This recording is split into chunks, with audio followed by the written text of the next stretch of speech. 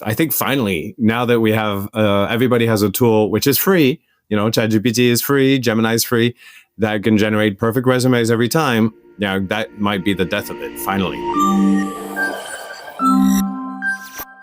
Hi, I'm Sylvia Milverton, CEO of Links Educate. This is Talent is Everywhere. We're here to talk about how to keep talent and how to develop talent in order to build a strong business. We'll interview leaders to hear their best experiences of how they invested in people. So my guest today is Max Armbruster, who's the CEO and founder of Talkpush and is also French-American, just like me. So we have this very nice thing in common.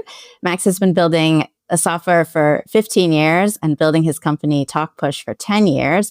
And I think what's interesting is that he was a recruiter before starting software. So he comes to this problem of recruitment and HR from a practitioner's point of view, perhaps rather than from a technologist's point of view, though he has a very cool technology, which we'll see. Talkpush is a platform for recruitment automation.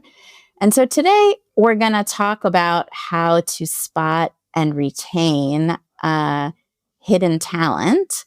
And so why don't we start with that question? Why do you think, Max, that traditional hiring criteria often fail to identify the right talent? Thank you, Sylvie.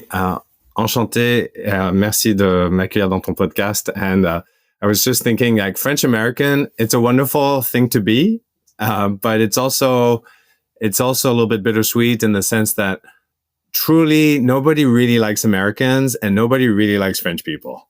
So we're at this weird. Right. It depends where you go, where you find friends and where you find enemies. Yeah. So I used to think that I could switch from one to the other to adapt to the crowd, but it turns out that there's actually a lot of people who don't like both. So. And secretly, actually, I was born in Canada. So in fact, sometimes when I get in that awkward situation, I pull out the third nationality and it's safe. That's nice. Yeah. Everybody likes Canadians. So you're safe there. Yeah. So your question was, the broken bit about recruitment. Well, what we're trying to solve is when you're young and you're applying for a lot of jobs. I don't know if you've ever been unemployed. Me, I was unemployed like for a short amount of time, 20 plus years ago. And I would send like, dozens of resumes every day. And sometimes I would look at a job description and get really excited. And I thought to myself, as a 22-year-old, I thought, well, I know I can nail this. I know I can do this, but I don't have it on my resume. But if they only gave me a chance, I know I could get this job and I know I could do a good job. And 9 times out of 10, I never even got a call back, an email or anything other than thank you for being in our database. I think I've been trying to solve that problem in a way ever since, which is, you should let talent talk to you and give them a chance to shine during the application process, even if they don't look good on paper. But practically, it's hard to do. Right. And a lot of people, whether it's like don't look good on paper or don't exactly match because they don't exactly know what the job is. And so, in fact, sort of organizing your paper so that the person looking for you, knows what to pull up on your resume, is a challenge. It's like we can't read everybody's mind. Yeah. And then that's where the old cover letter used to come in, right? Now, if you ask for somebody to write a cover letter in 2025, the odds that this cover letter will be written by the human and not by ChatGPT are very low. It's so easy to generate these documents at scale. And I guess, I'm a little bit in my AI bubble. Maybe it hasn't hit everybody yet, but I'm sure within a couple of years, cover letters will be completely a thing of the past and everyone will be able to write something absolutely perfect for every job. So that creates another problem. So now how do you really know? How do you really know what someone's motivation is?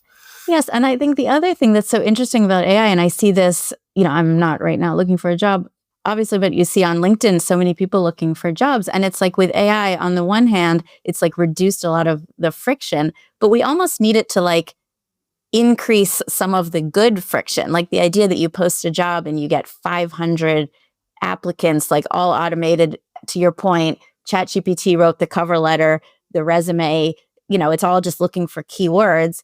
It's, overwhelming to the person hiring, and also back to the person applying. How do you stand out and how do you show like who you really are? Like, it's too easy to apply for jobs.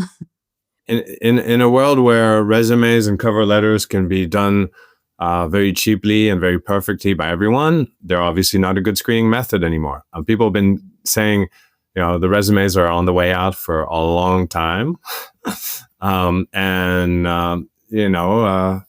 I think finally, now that we have, everybody has a tool which is free, ChatGPT is free, Gemini is free, that can generate perfect resumes every time. That might be the death of it, finally, which is there's no more barriers to, I used to make the joke, or I don't know if it's a joke, I used to make the comment that, unless you're hiring somebody to write resumes, unless the job is actually to write resumes, why are you asking that for that document?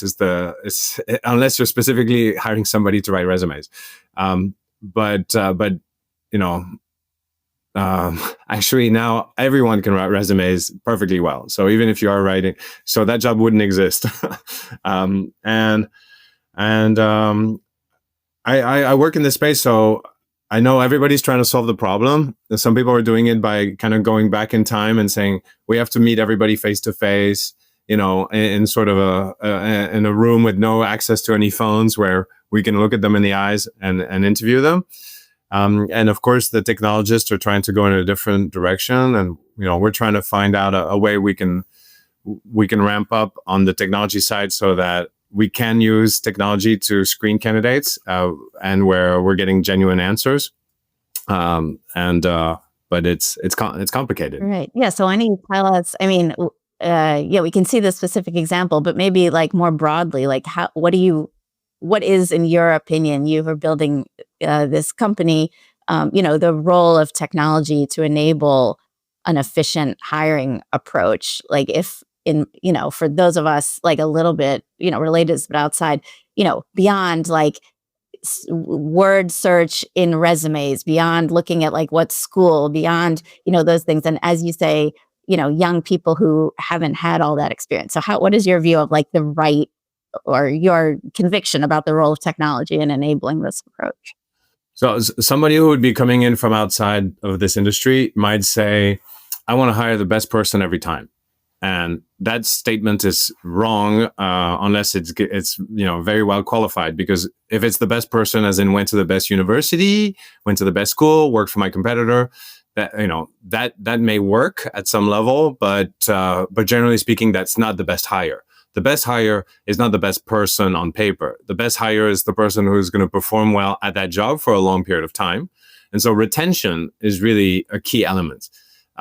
What is going to be correlated with retention for your company? It might be, actually, we have a pretty flexible work schedule and good benefits. So we're going to attract single moms, and single moms tend to stay with us longer and they're happier, for example. It might be a demographic like that, or it might be, it might be a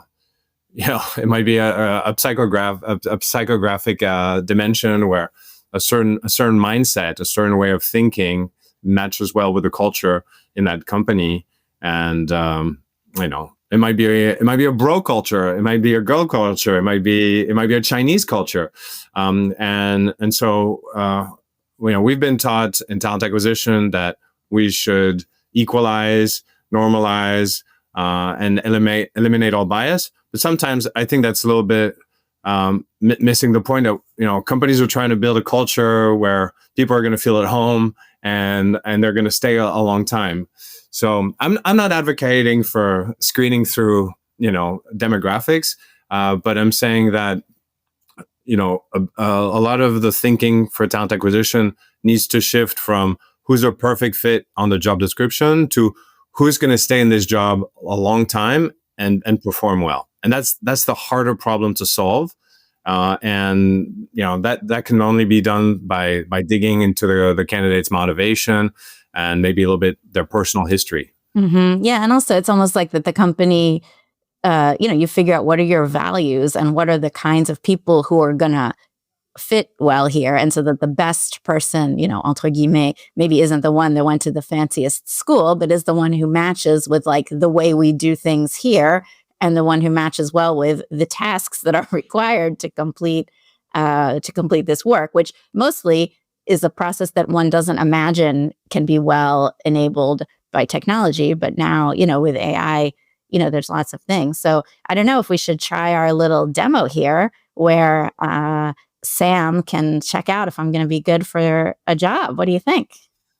Yeah, thank you for being open to the suggestion, Sylvie. I would love for you to have a chat with Sam. Sam, as I was telling you before the call, is this AI which can interview candidates, and all that we feed Sam is the job description. And in your case, I didn't put the resume. I just put your phone number and your email. And for the job description, we went with a Formula One driver, and which, Sylvie, I've met you in person. You're the right size for a Formula One driver. Small.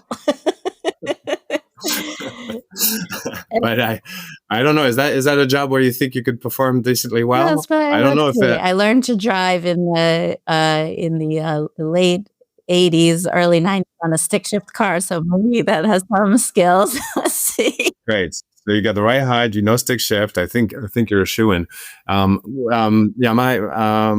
would love for you to, if you don't mind, be interviewed in French, because I've done this demo many times in English, but we've released this product now in multiple languages. And since as a fellow Franco-American, I'd love for you to try it out in French, if that's okay. Yeah, let's try. Let's see how my car vocabulary is in French. It'll be a good test.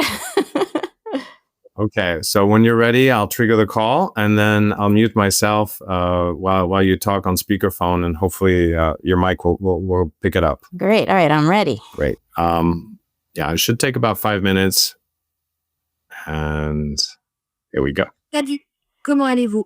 C'est Sam de Talkpush. Est-ce que je parle à Sylvie Milverson? Oui, c'est ça, c'est moi. Super, merci de confirmer, Sylvie. Je vous appelle parce que vous avez postulé pour le poste de pilote de S1 chez Talkpush. J'ai vérifié votre profil et j'aimerais en savoir plus sur vous. Est-ce un bon moment pour parler? Un très bon moment, merci. Génial. Alors, je vais vous poser quelques questions, mais avant de commencer, je dois vous dire que cet appel est enregistré, vous savez, pour des raisons de recrutement. Et avez-vous des questions sur le poste ou l'entreprise que vous aimeriez que je clarifie avant de commencer? Non, c'est bon, allons-y. Parfait, merci. La première question concerne votre expérience. Pouvez-vous décrire votre expérience dans des catégories de courses à monoplace comme la Formule 2 ou la Formule 3 et mettre en avant quelques réalisations notables? J'ai fait plusieurs courses en Formule 3, pas du tout dans la 2, et j'ai pas gagné, mais j'ai bien géré la voiture et j'ai terminé en 4e place. Noté. Merci pour votre réponse. La prochaine question concerne votre préparation. Comment vous préparez-vous physiquement et mentalement pour les exigences d'une saison complète de Formule 1? Ça, c'est une très bonne question. Donc, j'ai un programme d'exercice et d'organisation très, très complète. Donc, je cours 4 fois par semaine, 30 minutes chaque fois. Après, je fais de l'entraînement. Et je prends beaucoup de temps pour gérer ma santé mentale. Donc, je fais de la méditation. J'essaye de faire ça tous les matins pour être bien prête et dans la bonne, dans la bonne approche pour faire ce genre de compétition. Pour écraser la compétition. Compris. Merci pour ces détails. La prochaine question pense sur la stratégie de course. Parlez-nous d'un moment pendant une course où vous avez dû adapter rapidement votre stratégie en raison de la météo ou de problèmes de voiture. Comment allez-vous gérer cela?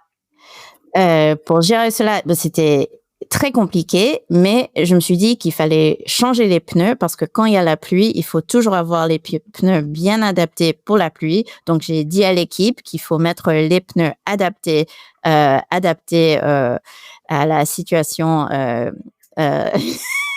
situation du climat. Et aussi, on s'est organisé avant la course pour être bien prête pour tous les enjeux de la journée. Bien compris. Merci pour votre réponse.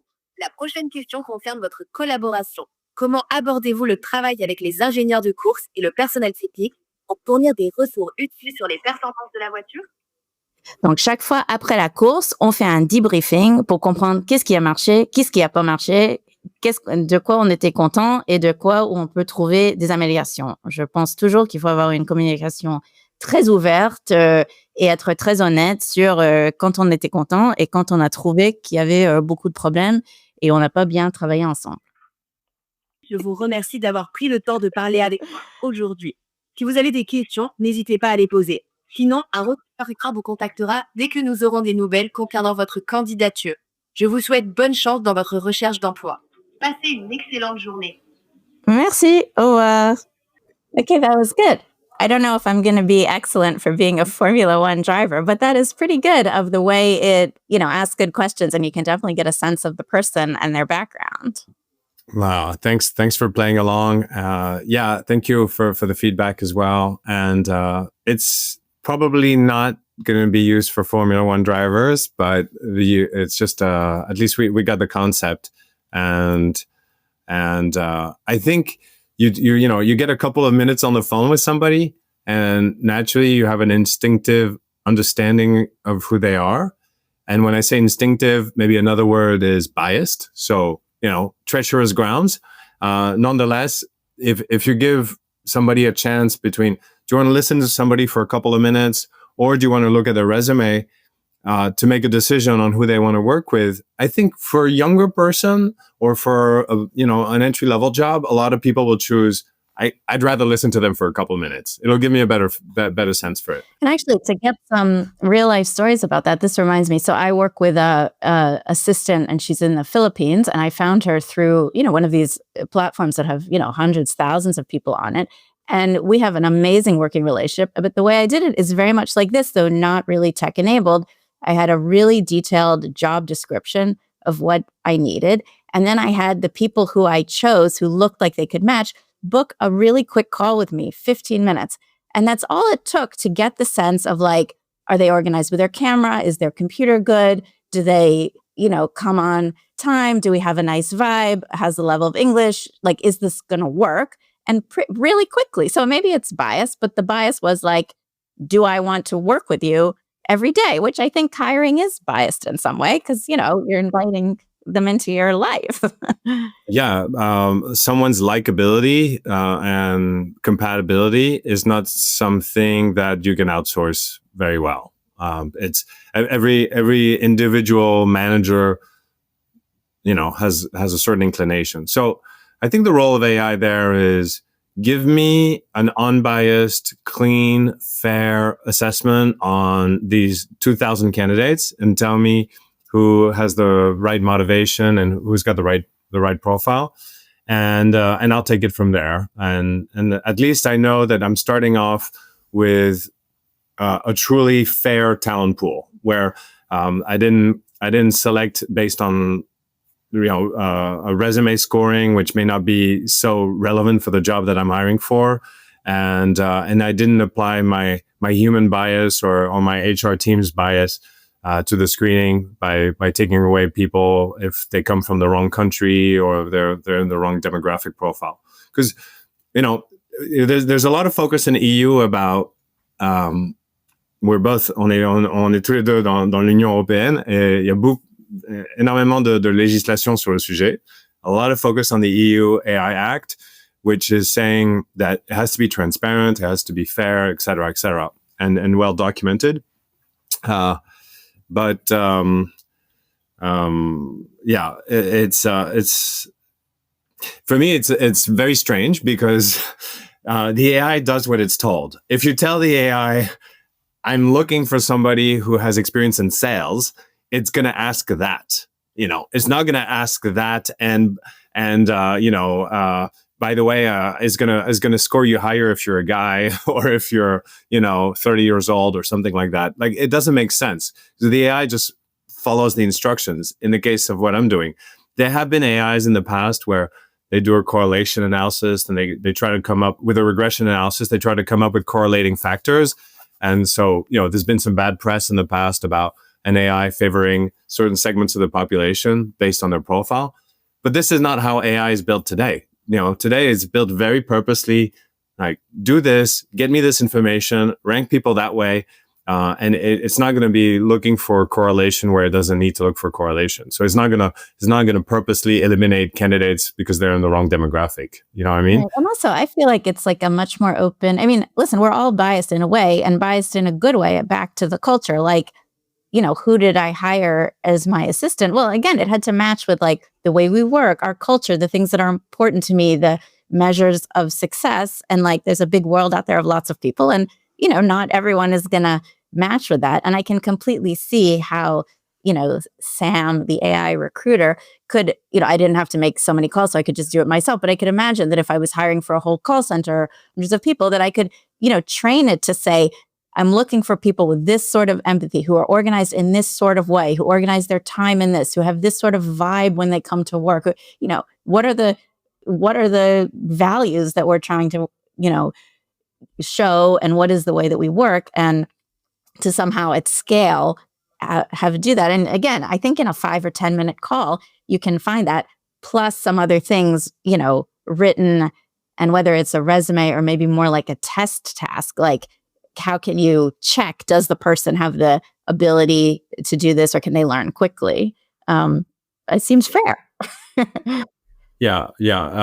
And building this tool that you experienced just now, it just took a couple of days from one of our product managers. It wasn't even built by an engineer. So it's very easy to build these things now with prompts and to tweak them in a certain way. So you could tweak it to be much more inquisitive. For example, I could tell the AI, don't consider that the answer has been provided to you unless there's a real world example to support the facts, to support the statement. So, the AI would know, okay, I'm not going to move past this question until I've tried 2 or 3 times to get the facts. Or on the other hand, be effusive in your compliments to the candidate. Tell them how wonderful they are. If you want to do something which is a little bit more salesy, like, you got to come and work here and we love you kind of vibe, you can do it that way. So there's all kinds of tweaking you can do. But what's nice about it is that, you can be you as an employer at scale. And you can interview, kind of tying it back to my problem when I was 22 years old. I could get 10 interviews a day in a world where this AI became democratized. And I'm sure I would have gotten a job a little bit sooner if that happened. Right. And it's so interesting because it's like, before AI, the only tool we had was to figure, like, how do you do this initial screening? It's like, well, look where you went to school or what you did. And, now I have an MBA and I work in a business startup and I was a CFO. But before that, I started studying French literature, actually. And I have a master's in French literature, and my undergrad was in religious studies and humanities. And it was actually really hard to get, like, quote unquote, a business job. But I mean, like, my brain and my intelligence was no different. But the signal of my CV was like, oh, you're somebody who wants to be a college professor. But I did not want to be a college professor. And I think actually I would have been not a very bad college professor, because I don't love teaching and I don't love managing students and I don't love a university. No, none of that. And so it's interesting, like, now we have so many more tools to be able to say, like, what are your skills? What are your dreams? What are your interests? Instead of just saying, like, did you go to this school and did you study this one thing, which up until pretty recently was the only way that you could, figure these things out. I agree. I was just thinking about your background, and then you went to do the MBA. I also have an MBA, by the way, but ironically, I have this rule in Talkpush where if we get any candidates with an MBA, we don't even consider them. And so what are some other do you have any, like, specific examples, like, where you've seen like some unconventional hires or like even at scale? Well, the two best hires I did in Talkpush on the business side, on the engineer side.